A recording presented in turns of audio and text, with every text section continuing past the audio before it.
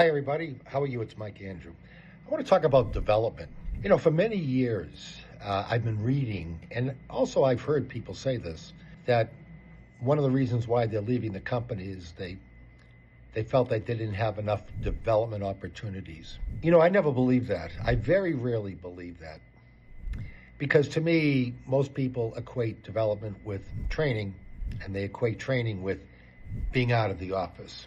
I've come across resumes or CVs where people would have a half a page, sometimes a whole page, sometimes a page and a half of all the courses, training courses they've taken.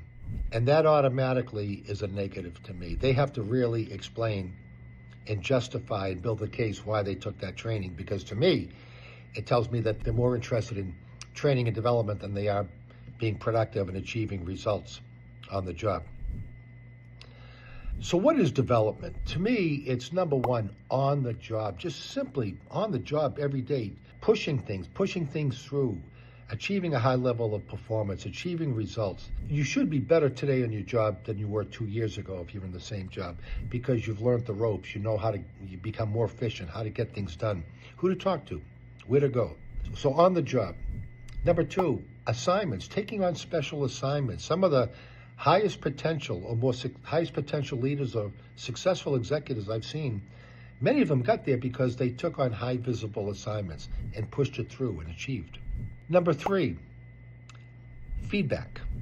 I did a lot of work with McKinsey consultants around the world, and it's been written about their number one method of development is feedback. They give feedback on everything. And my job was to observe them and give feedback, what they did well and what they could have done to improve running that meeting or whatever it was. Related to that, number four, observational feedback, where an external guy or someone you trust in the company observes you and gives feedback immediately after your presentation or after the meeting. Very effective, observing teams, observing people. The next one is coaching, but here's the key, coaching by one's manager. To me, the manager should be, they not all are, but should be the best coach a person can get, because that person knows the situation, the context, the challenges facing his or her employee, and can work with them, develop them to become better. So a good manager should be a good coach. You don't have to rely on external coaches that have not been there, done that. Focus on, and that goes for VPs being coached by the CEO, or the CEO being coached by members of the board, or different levels, but by the manager. I'll give you an example.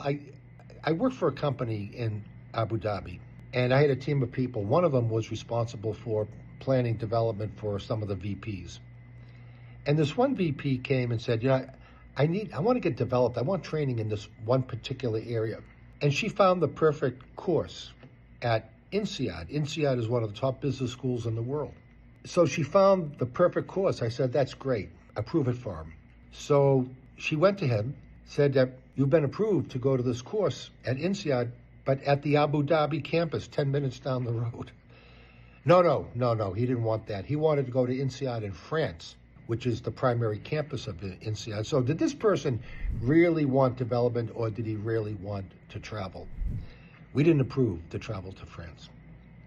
When I look back at my career, I feel pretty good about my career. You can check it on LinkedIn. I'm pretty good about what I've done, either as an entrepreneur or as a corporate executive. Nothing's ever perfect, but in the end, I think I did okay. And in those 48 years of work, you know how many training courses I took? One. I took a 2-day project management course when I was 29 years old. Now, I'm not advocating that. I'm not saying that's the way to go.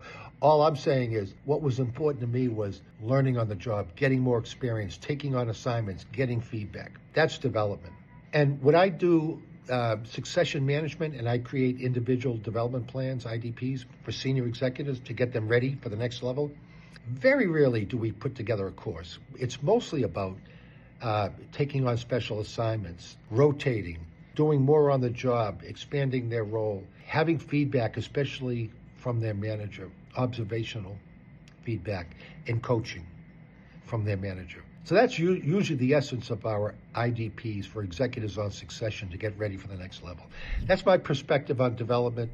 Feel free to share your views. Thank you for listening.